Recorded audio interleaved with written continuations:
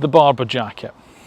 Not the most fashionable of things maybe sometimes, and they're certainly not the cheapest, but they are probably as rugged and versatile a garment as you'll find.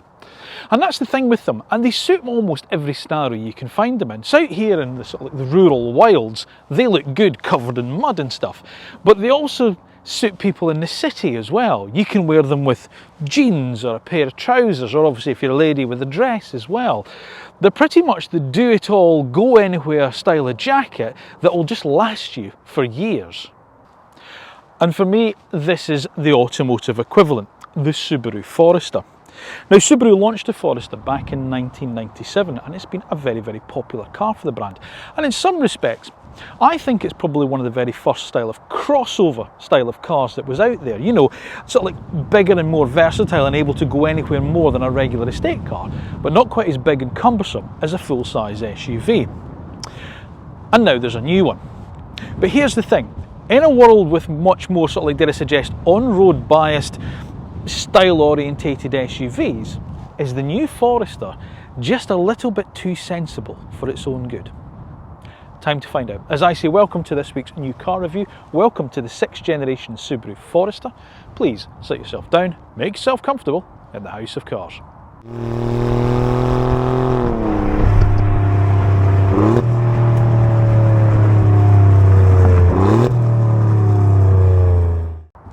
Now, before I get started on this week's new car review with the Subaru Forester, do you mind ever so much if I ask you just to make sure that you're subscribed to the House of Cars channel, please?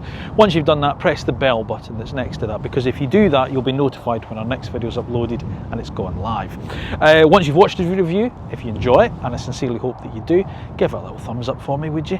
And don't forget, leave us your thoughts in the comment section down below. Let me know what you think of the cars that I review, such as the new Subaru Forester, and of course on House of Cars as a channel overall. So the Forester, like I say, I think this was sort of the first of these sort of crossover-y style of cars. You know, not quite a full-size SUV, but a bit more practical and a bit more versatile and a bit more go anywhere than a regular estate car. It's not quite the same as things such as the Audi A4 Avant or, you know, the Volvo XC70 or XC90 cross countries. It's just a bit more SUV than that, but not quite sort of like big and cumbersome as some of them. And I think this was sort of the first that was out there. And it's been hugely successful for Subaru as a manufacturer. You know, as I say, 6th generation car now, 28 years in production, 5 million units sold globally. This is Subaru UK's second best-selling car after their own off-road estate car, the Outback. So it's a very, very important car for them. And as we know, Subaru customers and owners are very, very loyal to the brand. They like their dealers, they like the product, because they just seem to last, they just seem to go on. Both the cars and the dealers in that sense. But as I say, the SUV crossover style of market has changed a huge amount in 28 years, with a lot more players in it, and pretty much everyone offering SUVs now. So how's Subaru, if they're sticking to this tried and tested formula of what they've done originally, how are they going to compete? As I say, is it too sensible? Is it just too Subaru for new customers to get into the brand? Or is there something in here that's going to win you over instead of, dare I suggest, something like, you know, a Mazda CX-5 or a Toyota RAV4, or even, dare I suggest, something like an Audi Q3? Time to put it through a House of Cars road test review and find out. However, as always, before we start on the full road test review, let's take a look at the main bullet points of the Subaru Forester. Well, like I said, this is the 6th generation of the Forester, and this new car sits on the company's global platform. Mechanically, it's the tried and tested Subaru drivetrain of a 2-litre naturally aspirated flat-4 engine, driving all 4 wheels through Subaru's Lineartronic gearbox. Although there's no electric equivalent or even a plug-in hybrid, it does offer a mild form of electrification by being a mild hybrid e-Boxer unit. To go along with the new styling, there's an upgrade in the driver assistance systems, technology fitted and interior. And it's priced from just under £39,000 to just under £43,000, depending on the trim level and options you choose. So meet the new boss, same as the old boss. Thing is that going to be enough? Like I say, it's fair enough selling to the dyed-in-the-wool Subaru enthusiast, but if you're going to win over some new customers, shouldn't you offer something, dare I suggest, maybe a little bit more competitive, like your main competition? Or is there enough here to win over some new fans? Well, let's put it through the House of Cars road test review and find out. Right, let's start with how the car looks. Now, it's fair to say it's not the most stylish looking or beautiful looking of cars, is it? Let's be honest. But then Subarus never really have been. They're all about rugged, utilitarian, go anywhere, just get on with the job style of cars. And that's what we have here. Now, here's an interesting thing. We were all standing looking at the car this morning. We're at the UK press launch of the car. And as we were standing looking at it, we all started to realise, actually, in a world full of quite big SUVs, whilst it does offer a lot of space, it's quite nicely proportioned, as in it's not too wide. Now, if you think about it, if you're driving down narrow lanes in Cornwall or through the Lake District, you know, with those heavy, you know, those flint sort of like walls at the side of you, and a tractor comes towards you, and you've got your big BMW X5, you're going to scratch a bit of paintwork. So the Subaru seems to be nicely proportioned. It's a very sensible car. Like the jacket. Do you know what I mean? That's what I mean. So, new front end to the car. Of course, you get your Subaru grille here, this sort of like big plastic, gloss black plastic grille here. New lights, daytime running lights here and indicators and your main lamps there. Down at the bottom, you've got this big rugged bit of plastic down there. You know, it's going to take scuffs and scrapes from all the hedgerows and bramble bushes that you're going to drive past, with some inset fog lamps there.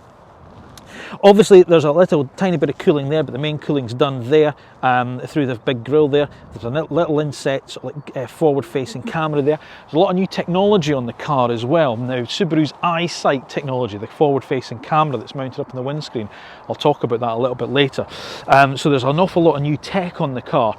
But yeah, as I say, it's nice, it's rugged, it's just... it's no nonsense. That's what I quite like about it, and that's what I do like about Subaru. They're not here to sort of like change the rules. They're not here to be controversial. They're just here to give good, honest, working cars that are going to suit most people. And that's not changing with the Forester. Right. Pretty much the same length, a smidge longer, 30 millimeters longer, 4.67 meters long, okay? Same height and a tiny little bit wider, but remember, as I say, still quite a narrow car in the sense for getting it down, you know, your narrow little country lanes. But importantly, ground clearance remains the same at 220 millimeters, which is really important because 84% of Subaru Forester owners live in rural areas. So that's the really important dimension for Subaru. In terms of the sort of like the look of the car, as I say, they've tried to make it look a little bit more SUV-like, but without going to the full-size style of SUV that some of its competitors are. So you get a little bit of flaring of the wheel arches, but not much. And of course, you get your ubiquitous sort of like cladding round the side of the wheel arches like you do at the front, and then down the sill, which is important. And the other thing that I like, obviously, is the doors go right underneath the car as well, and they open up quite wide. So entry and exit for the car is excellent as well. And the other thing about it in terms of entry and exit, because it's not such a big SUV, you've not got sort of like a big climb up into it if you're of, dare I suggest, an elderly age or of limited mobility. So that's quite good. And again, you know, for families, you're loading kids in the back or babies in the back into baby seats. You're not trying to reach up, trying to put seat belts round or stoop way down low. It's really sensible. The other thing that's quite sensible as well is this glass area here. Now, bear with me on this, because this is a little bit lower than it was before. I think just over a centimetre lower, they said in the presentation this morning. And again, it's to give good visibility out of the car. And they're thinking about things like that. And that's why I like Subaru. You know, they're thinking of being practical. You know, it dare I suggest it's function over form.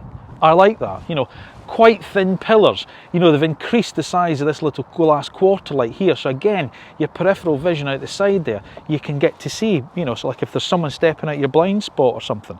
So I do like that.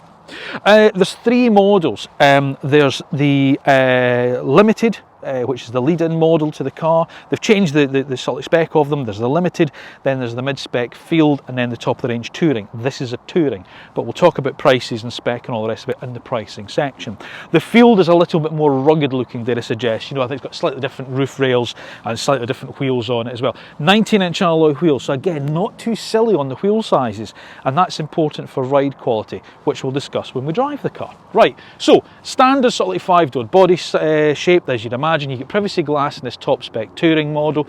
You get the integrated roof rail, so if you're loading things, you know, you want bike racks on it or roof boxes, you know, if you're towing or, you know, and your boot's full of other stuff, you want to put a roof box on it, then it's nice and easy to get. And then, as I say, more of the black plastic cladding around it, and of course your symmetrical all-wheel drive there. But yeah, I think, as I say, some people will look at it and go, oh, it's not quite an Audi, is it? Oh, it's not quite a, you know, insert name of stylish German SUV here. But it's not about that. It's about being practical.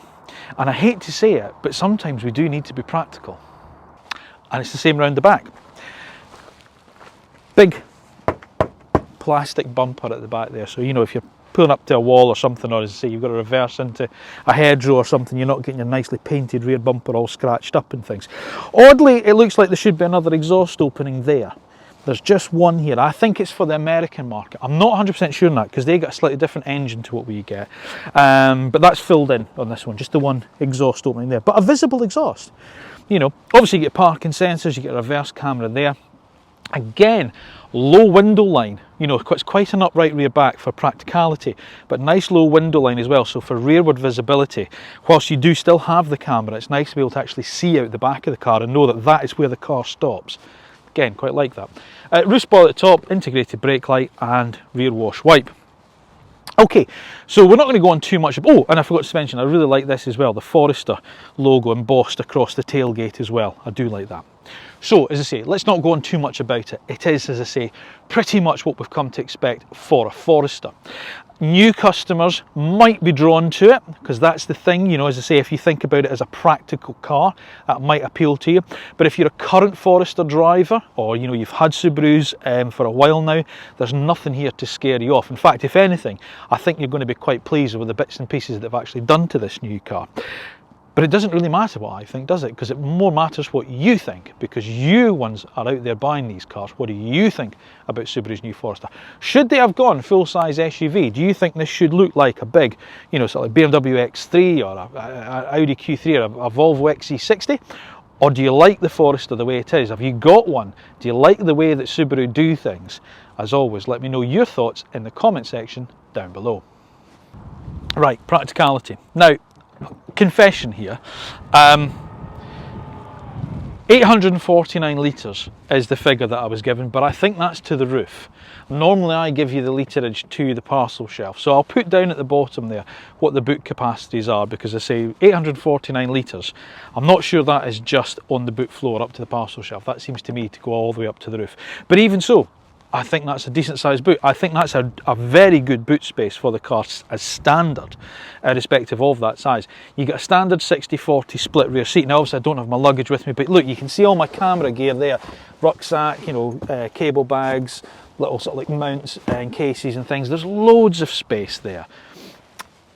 Open up the, sorry, you've got a little bit of underfloor storage there, but no full size spare wheel with the car, which is again was something that we were all talking about back at the actual media launch as well. No full-size spare, which is a little bit disappointing in some respects. Now, if you tow with the car, you're going to be looking at being able to tow a brake trailer up to 1,870 kilos. So for you caravanists out there, that's the figure you will need to know. But what I like about it is, first of all, the width that the actual tailgate opens to. That's a really wide opening tailgate. And also as well, because it's not a big full-size SUV, if you're loading luggage into it, or dare I suggest push chairs or wheelchairs, you know, it's not too big to be able to lift stuff up into that, you know, and again, it's at bumper height.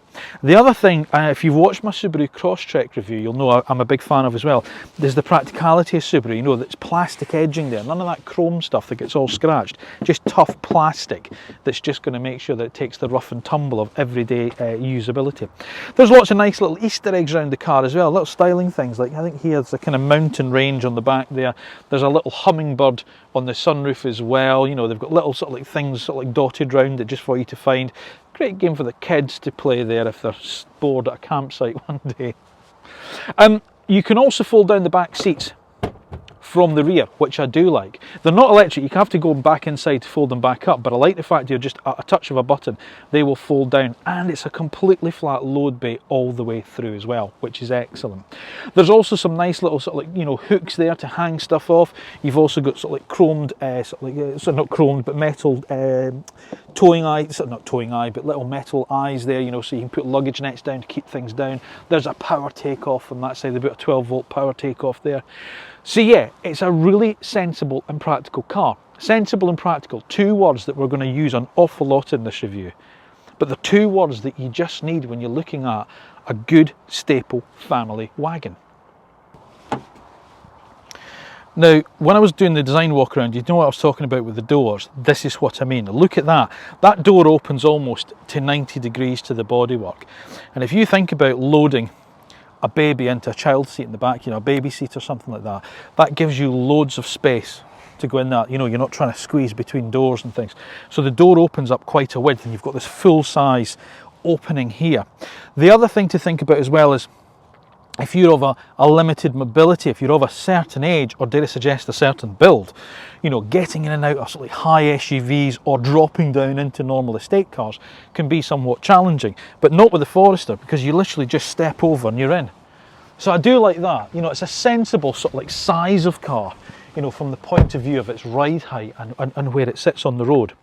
Right, what's it like once you're actually in here? Well, absolutely fine. You know, there's loads of space here, and again, it's partly due to that, dare I suggest, sensible, practical, boxy styling, because what you have is just a big box, you know, which is ideal for carrying stuff like people.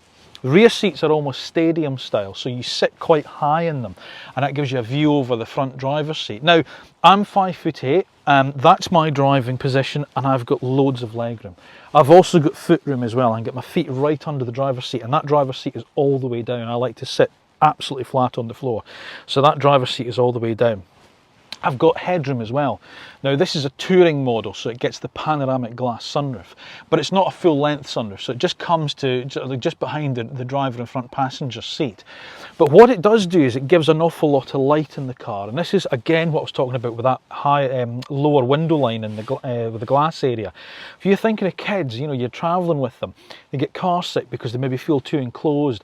Not in the Forester. They sit quite high up. You've got a lot of glass around you, plus that sunroof if you get the touring model, so it floods the cabin in with light and they get a good view out. They don't feel quite so car sick. Just all these things, all these sensible stuff that you want in a family car just appears to be here.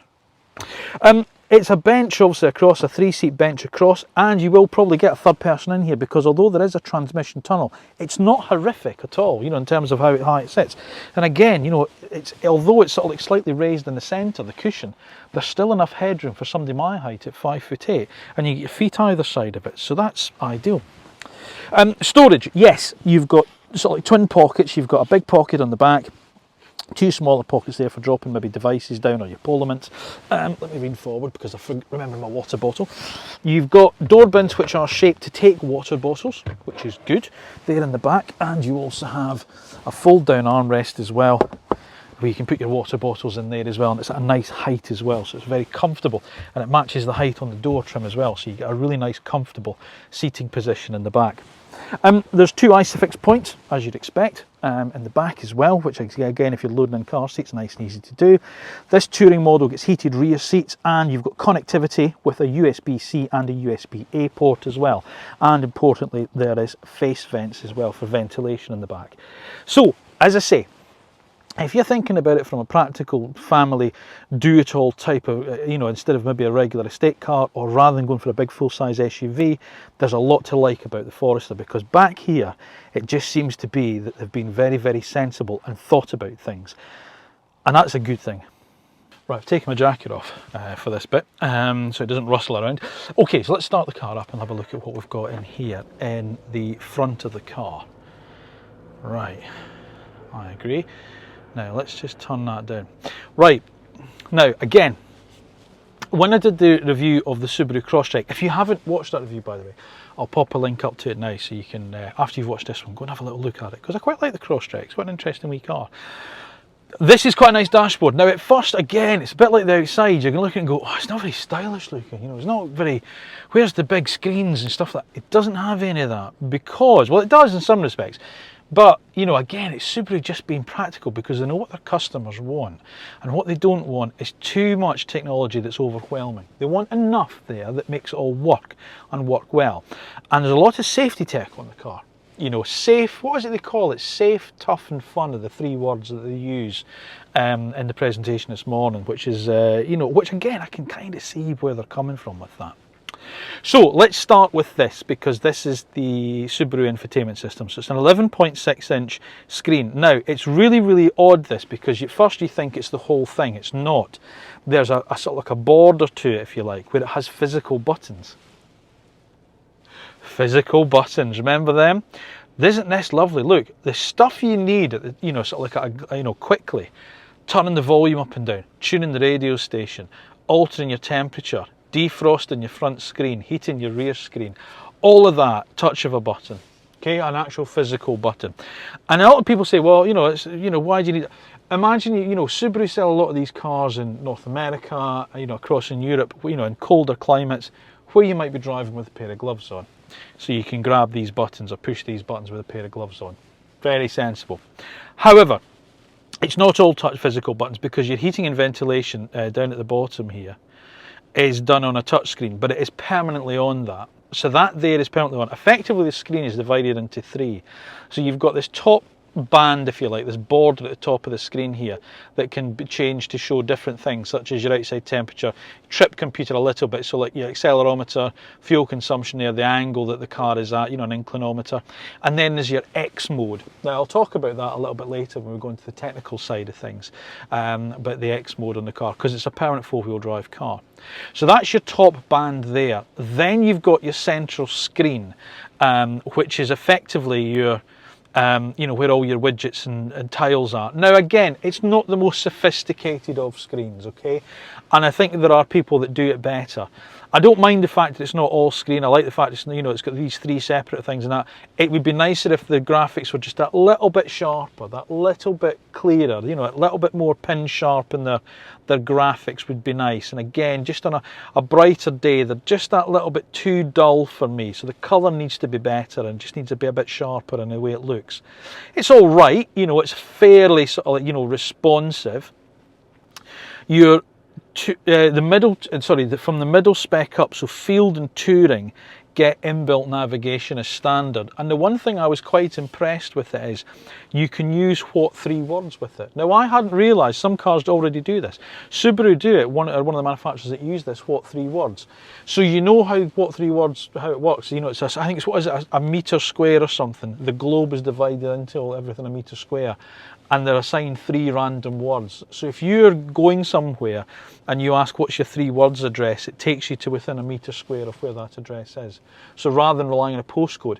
So for instance, if you were a vet, you know, maybe up in Wales or Yorkshire or, you know, sort of like, you know, the Highlands of Scotland or something, and you had to get to, you know, a distressed animal or something like that, and the farmer gave you a postcode, that postcode could cover a huge amount of area, whereas what three words would get you straight to the actual gate of the field.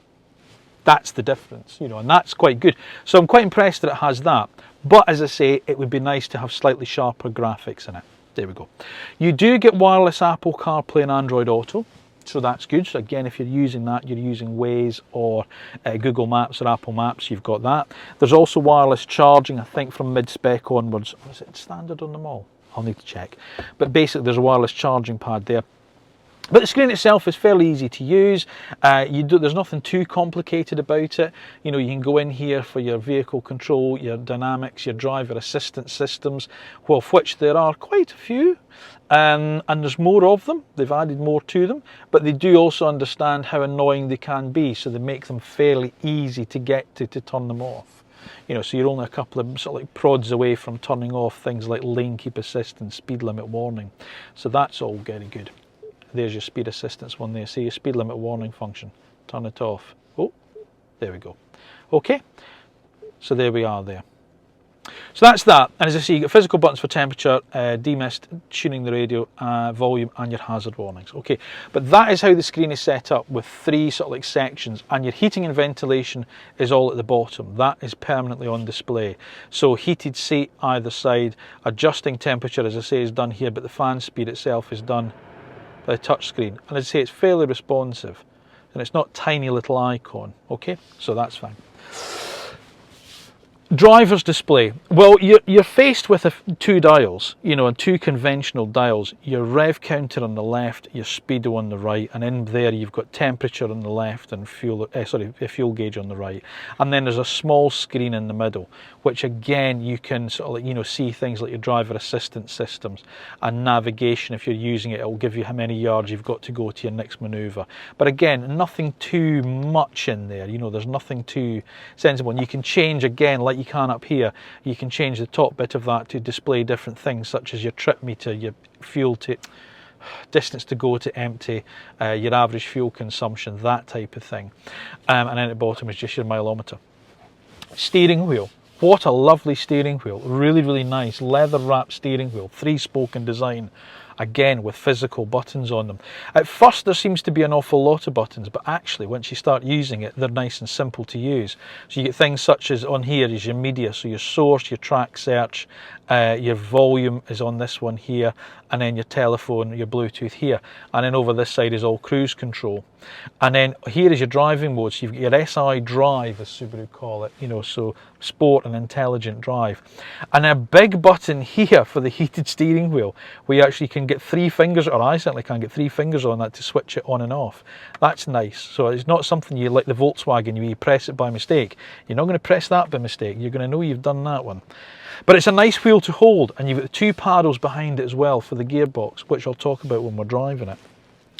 And then again, on the door panel, loads of buttons. So you've got 2-stage memory on the seat, and then obviously you get your window pack across here, automatic windows in the first 2, you know, one shot on the front 2, and then obviously rear windows, and then electric door mirrors as well, nice and easy.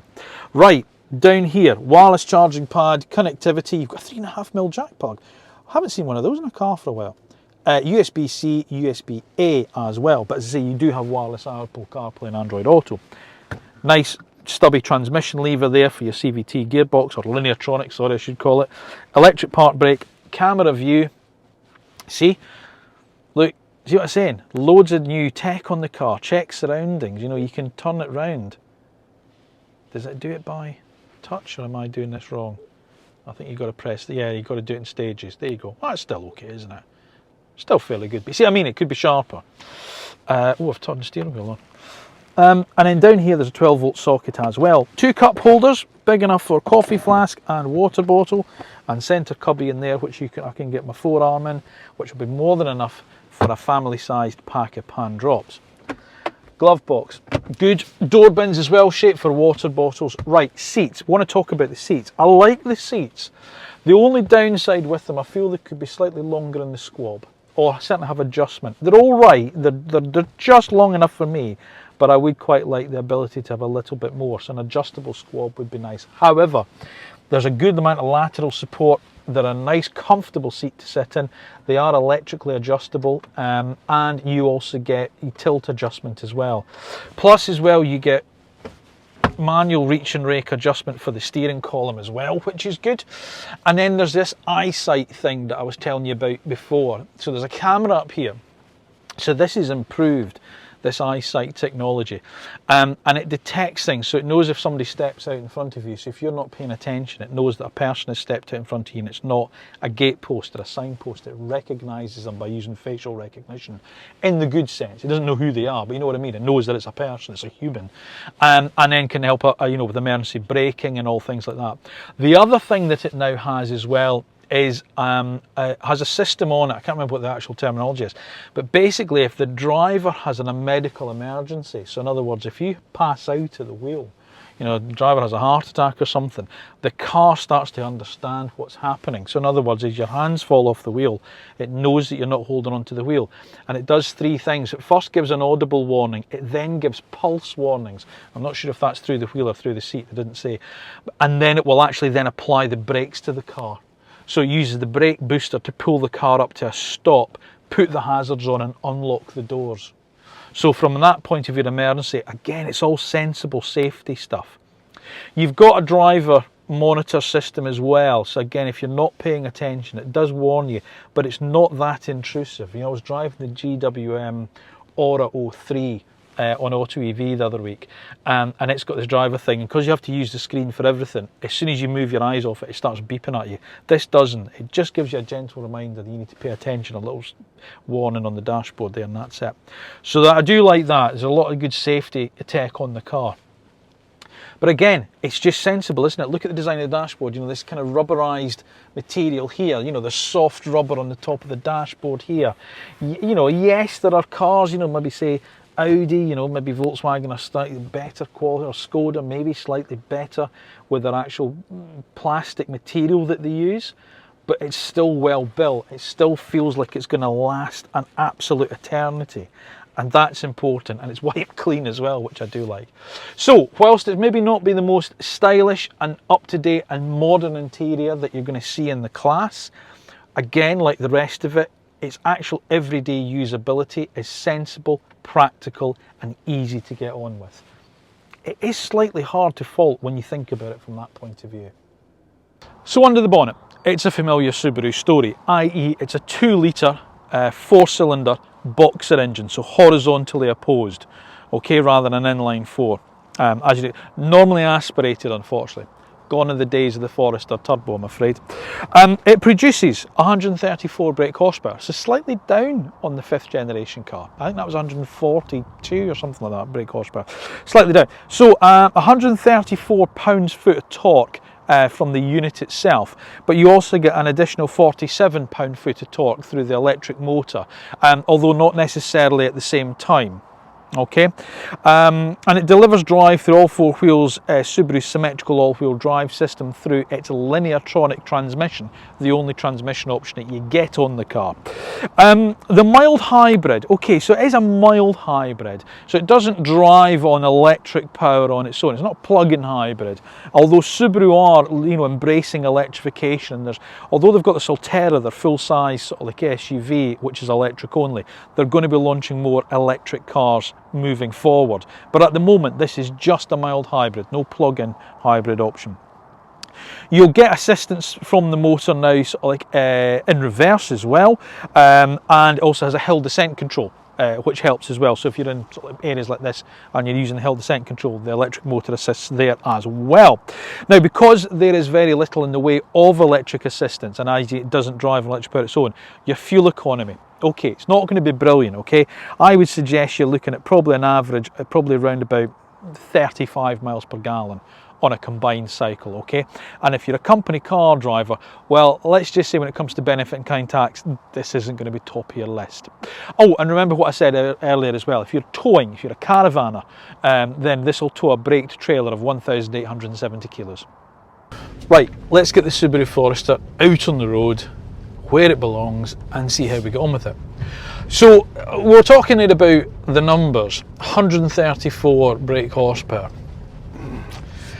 If I'm being blunt about it, having driven the car quite a bit this morning, it's just not quite enough, okay? 0 to 60 is 12.2 seconds. Now, it's not a fast car, so gone are the days of JDM, Forester STIs and stuff like that, so forget about all of that.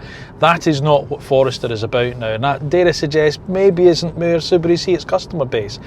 Even so, it would be nice to have a little bit more power. I think of a car this sort of size in this marketplace, you know, the US gets one, I think a 2.5 litre engine car with 180 horsepower. That would be, I think, the car we should have. Generally, I think that's the car. That's the sort of power this car needs. And it's every now and again when you do put your foot down, you know, as you're driving through a little village like this, and then, you know, you go out into the national speed limit sign and you put your foot down and you just get that flare of revs, and it sounds like more's happening than actually is, if that makes sense. So look, that's not, I would say, the sort of like the Forester's, you know, sort of like main sort of like plus point, if you like. But that's about it, in fairness. That's really all I'm going to criticise it for in terms of the way it drives, because the rest of it is actually really quite nice. And on saying that as well, there's another thing. The noise of the engine. It's not like a throbby old Impreza flat 4. It's quite smooth, so although there is a noise there, it's not a harsh engine. It's not, you know, there's not sort of like this, you know, thrummy 4-cylinder Boxer in the background. It goes, oh, that's a bit, it sounds quite smooth considering. So that's all the bad stuff out of the way. The rest of it, I have to say, is all good stuff. This is a really nice car. Right, first thing I'm going to talk about is the suspension. Gosh, this is smooth, really smooth. Have they judged these spring and damper rates absolutely right, in my opinion? Or have they just? Because there's a lovely, it's not firm at all. It is not trying to be sporty in its ride or its handling at all. And that's a good thing, you know, because a couple of things. When we talk about the actual ride quality of the car, there's a nice amount of travel in the springs and the dampers. So when you do hit a bump, the wheel travels through it and you don't get this jolt. There's enough movement in it that actually, whilst you still feel it, it's not harsh. You know, you know there's been a pothole, or you know there's been a ridge or whatever. But actually, the way that the chassis reacts to it is so nice. It's a beautifully smooth car to drive on the road. There's no jittery ride quality on it. It just deals with it really nicely. So that's the first thing. There's also probably what I would say the right amount of body lean in the corner. Now let me justify what I mean by that.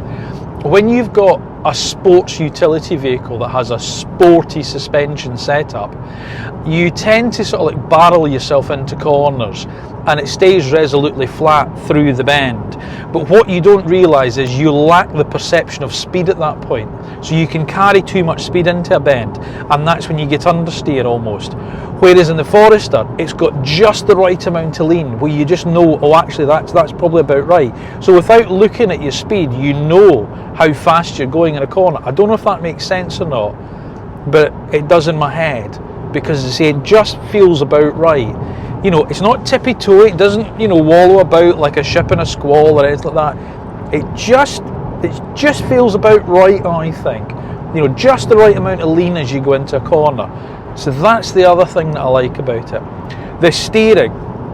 This is a new revised rack and pinion steering, and again, smooth. That's the word that you will hear me use a lot in this drive. It is very smooth, very linear in its turn. It's got a nice weight to it. You know, there's enough feel even on the dead ahead. You know, but there's enough little give in it. You know, even just a minor. It's not darty. It doesn't overreact as you go into. You know, as you move the wheel. There's just enough that you can just move it, and it's there. You know, there's just the right amount of movement in the wheel, and I really like it. So that's all the good stuff, okay? It's all good stuff, as I say, from here on in. They've increased the amount of seam welding in the car. I think it's gone from something ridiculous, like from 10 metres of seam welding up to 27 metres of seam welding. It's a 10% increase in rigidity in the body.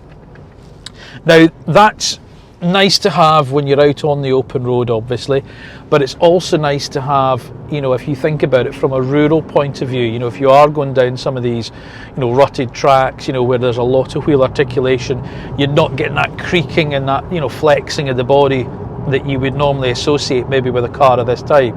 So that's good from their point of view, but it also increases the rigidity when you're out on the road as well. So again, just the way the car seems to handle the bends and things, it's nice. I can't go over the suspension. I can't go over how nice it feels. And on the seat's got a nice cushioning, so you know you can feel the bumps, but you're not bouncing around. It's so nice to drive a car where they've gone, you know what, it's not sporty, we're not going to try and make it sporty, let's make it comfortable. That's what Subaru's done here, and that's what I like. The other thing that I like about it is the size of the car. Now, when I was doing the design walk around, this is what, and I said we spoke about it a lot, me and a couple of our colleagues, when we were looking around the car and that, and when we realised actually how narrow the car is in a good way. So again, if you think about it, they're saying 84% of Forester customers live in rural locations. So again, you know, down in Cornwall, the Lake District, where you've got those narrow, like, you know, lanes with flint walls down the side of it. You got a tractor coming the other way, and you're driving a great big hulking Range Rover. You know, it's too wide. This is just right because it feels the size of a normal car. But yet you still sit up, you still have this commanding driving position. And that's the other thing, the glass area. Remember I was saying about that? They've dropped the glass area 1.6 centimetres in the car. You get great visibility out of this car. The window line is, you know, it's not at my shoulders, it's down here. So you can really see well, which means that not only can you place the car well out in the road, but, you know, for driving round about, you know, town or in car parks, it's dead easy to see the extremities of it. You know, you turn round, you can see the back of the car. You don't have to rely on sensors and cameras. You can see it. They've just really thought about this. It's easy to understand why this car appeals to the people that it does, because it's just a sensible, practical, get on with the job family car. And I really like it. I really do. There's a lot to really like about this car. I suppose I should also talk a little bit more about the mechanics of it in terms of, you know, Subaru's symmetrical all-wheel drive system. And I'm not putting that to the test today in that sense. You know, the roads are fairly dry. You know, it was cold this morning, but actually the road itself is okay. You know, there's not real sort of like slippery conditions out here, and I'm not taking it down muddy tracks. But again, you know, from what we know with Subaru, you've got the confidence that it will work if you do need it to work. Now up here, you've obviously got your X mode that you have. So you've got normal, you've got snow and dirt, and deep snow and mud. That's all you need. That's all you need. That's all. See what I mean? There's that Sportage. He's just got that little bit more oomph out of that junction. That's what I'm talking about with performance. Anyway, I digress. So yeah, so you've got more than enough. You don't need to all these different settings and things like that. When you think about it, where are you going to get stuck? Muddy tracks if you live out in the rural places, you know, deep snow maybe, you know, if we get a little bit heavy snowfall in the UK that we do, a bit of dirt. You know, we go down to Cornwall every Easter. You know, you drive onto the beach where the, you know, there's some of the car parks are on beaches and things. It's nice to have that little bit of traction, extra bit of traction when you're driving out of, you know, sort of like those car parks. That's nice to have. And you've got all of that. So that's good as well. So there's the right amount of traction. I just wish it just had a bit more power. That's the only thing. That's the only thing. The gearbox, let me just lastly touch on the gearbox. So it's Subaru's Lineartronic, so it is effectively a CVT, and I'm never the CVT's biggest fan. You know, so you put your foot down, as I say, you get that flare of revs, but not much happens. You can move the gear shift, the gear lever across to the manual mode, and what you can then do is you can shift yourself, and it will have a predetermined 7 ratios that it decides to select in a predetermined position. That gives you just a bit more control, but don't think it's going to make the car any sportier to drive. And actually, in fairness, I think you'll probably just end up not bothering with it. I mean, it's reasonably quick to respond with the paddles behind the wheel, but I genuinely don't see the need for it. So I would just leave it in the drive mode personally. And then the last thing to really talk about is the brakes, which it has, and are very good. It's got a good amount of power in the brakes. Again, a nice amount of feel through the pedal. There's a nice linear progression to the pedal as you stop. Why is it beeping at me? Oh, I'm just nudged over the speed limit there. Sorry, folks. Oops. Yeah, so as I say, you've got a nice progression on the throttle, on the brake pedal. It feels like you're actually stopping the car. It feels very mechanical in this car. Dare I suggest old-fashioned in a good way. You know? They've also added a lot more sound deadening to this roof area here. That's the other thing that they've done as well to make the car a bit more refined. The other thing I will say is it's a manual blind on the panoramic roof. That'd be nice to be electric. You've got a fair stretch to go. If you're a wee fella like me, you've got a fair stretch before you've got to go all the way back to you know, to get that blind pulled closed. But other than that, what you have here is a very likeable car. If we were being straightforward about this. You know, I've done a lot of these reviews now, and I hope you enjoy them. And I always say that I like to judge a car for the marketplace that it's at. There is no point me sitting here going, oh, it doesn't handle like a Porsche 911. Of course it doesn't. It's not meant to be a Porsche 911, you know. But I think if we approach it from just the point of view of being a very sensible, very straight, as I say, it's like the Barber jacket. It's just a very sensible, no-nonsense approach to being a sort of do-it-all family car that's not going to see you stuck. You know, it's big, it's spacious, but it's not too big that you can't get down through width restrictions or narrow country lanes. It's going to give you enough traction, it's going to give you enough off-road ability that 99% of people are going to need. It's comfortable, it's well equipped, it's easy to use. It's easy to get your kids in and out the back. There's a big boot that you can get stuff in. If we judge it like that, I can't see what there is to not like about this car. I just wish it was a bit quicker. That's all. If it was quicker, it would be very, very hard to criticise this car, because this is actually a really nice car and I really like it. Right, let's talk about pricing. I had to switch my notepad now because we just got all the pricing this morning at the launch. As I say, there's 3 trim levels, okay? So they've moved sort of like the trims, if you like, from the old model. So if you're a Subaru customer, you've got the old car, this is what's happened now. So what used to be the XE is limited, okay? So that's the trim level now. What used to be the Sport is now called Field, and what used to be Premium is now called Touring. So there's 3 trim levels: Limited, Field and Touring. This is a Touring, okay? Mechanically they're all the same, you don't get any differences with them. They're all the 2-litre flat 4 engine with a linear-tronic transmission and full-time all-wheel drive. Okay, so prices, they start $38,995 for the limited model. Now also on that, sorry, again I wrote it down for you, you get as standard the electric memory seats, heated seats in the front, wireless Apple CarPlay and Android Auto, and the wireless charger. The wireless charger is standard on the limited model, so apologies on that. You move up to the Field and that gets all the same equipment, and it adds on heated steering wheel and the inbuilt sat-nav with the what 3 words, yeah? And then you go to the Touring model and that gives you the heated rear seats, the pan roof and that leather and suede interior, which I really like. I think that's lovely. So the prices for the other ones, so the prices, they start at $38,995 for the limited, you go to $40,440 for the Field, and at $42,995 for the Touring, okay? So between, what did I just say there, £39,000 and £43,000, okay? 3-year, 100,000 mile warranty. That's all you get on it, which I'm a little surprised at, especially given the likes of Hyundai, Kia, you know, with the 5-7 year warranties, even Toyota with that sort of like up to 10-year warranty that they do, as long as you service it through your Toyota dealer. So I'm a little surprised that they don't offer something a little bit more than just 3 years with the car. But they do say, you know, in terms of reliability, in terms of people's relationship with the dealers, they don't feel that it's something that their customers have particularly balked at, the fact that you're only getting a 3-year warranty. Fair play to them.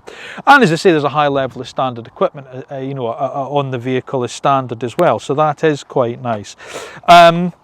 So from that point of view, what is quite interesting, we'll move on to the competition now, but when they showed a graph earlier of all the competition that they see the car in, under £40,000 where the Forester starts, whilst it does have some competitors under £40,000, none of them are all-wheel drive. So although you look at things such as, you know, maybe Skoda Kodiaq, Honda ZR-V, you know, those cars which I'll talk about in a second, none of them are all-wheel drive. So Subaru is saying if you want an all-wheel drive car in this class, then the Forester is the only one that comes in under that £40,000 bracket. Value for money? Well, you can make your own mind up about that, I'm sure. Right, let's talk about that competition. It's quite interesting. I quite like the way that IM Group, who import Subaru into the UK, they're the sort of like importers. I like the way that they do things. They look at what they call bullseye competitors, and then there's aspirational ones. So they're not trying to be big and bullish about it. They say these we know are our main competitors, and these are the other ones that we quite like to see as our competitors, depending on what you think. So the bullseye competitors are things such as the Mazda CX-5, the Honda ZR-V, the Hyundai Tucson. Those are the cars that they see, right? That's what we think this competes really strongly against. They also mention the Toyota RAV4 in this, because Toyota with the RAV4 is now just a plug-in hybrid. So if you've got an older RAV4 and you want a new one, you've got to move up in price to the plug-in hybrid, because they don't do anything else now in RAV4. So they might see some conquest business coming from that. And then they talk about aspirational competitors, and that's things such as maybe the Audi Q3 and maybe things such as the Volvo XC60. And I do get what they're saying. You know, I can actually see, you know, when you think about sort of like say Honda, Hyundai with the Tucson, as I say, in the Mazda, absolutely, you know, I can see people sort of like having those cars and looking at Subaru going, yeah, absolutely. Would you buy it instead of an Audi Q3? Well, only you can decide that, but let me know your thoughts in the comment section as always. I think the one thing that we can say about the new Subaru Forester is there are no surprises here. And I think that's a good thing, because after all, if it's not broke, why fix it? And let's be honest, over 27 years and 5 generations, they've managed to shift 5 million of these things. So they're obviously doing something right. Subaru know their market and they know their customers, and they know what those customers want, and they're continuing to deliver that with this new 6th generation car, and that's no bad thing. Now, don't get me wrong, I'm not saying it's the best car in its class. It's not. There are other cars which I think are slightly better than it. You know, they're better dynamically on the road. They're maybe more technical when it comes to their infotainment systems and, you know, the technology that's included in the cars. And I miss a little bit of that old Subaru performance. I wish there was a slightly faster variant of it. Just something a little bit more to get me a bit more excited about the car. However, when all of that's said and done, a bit like my Barber jacket, when the weather turns a little bit nasty and the elements get a little bit inclement, I know what I'd rather be in. Thank you for watching another new car review on House of Cars. Please make sure that you are subscribed to the channel. And once you've done that, make sure you then press the little bell button that's down below, because that's the way you get notified when the next video is uploaded and it's gone live. If you have enjoyed this week's review of Subaru's new Forester, and I hope you have, then give it a little thumbs up, and don't forget, leave me your thoughts in the comment section down below. Let me know what you think about the new Forester from Subaru. Are you a Subaru customer? Have you got the old Forester? Are you looking at this thinking, oh, they've not really changed that much, I'll stick with my old car? Or are you thinking, actually, this is the one I've been waiting for? Have you never owned a Subaru before, but now you're thinking, that's exactly what I need? Let me know your thoughts in the comment section down below.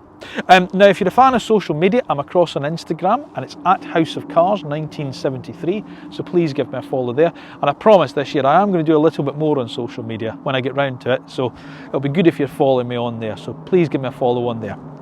And remember, whether or not it is a new car or an old car, a small car or a large car, a slow car or a fast car, you'll find them all here in the House of Cars. Thanks again for watching. Thank you again for supporting the channel. I'll see you again soon.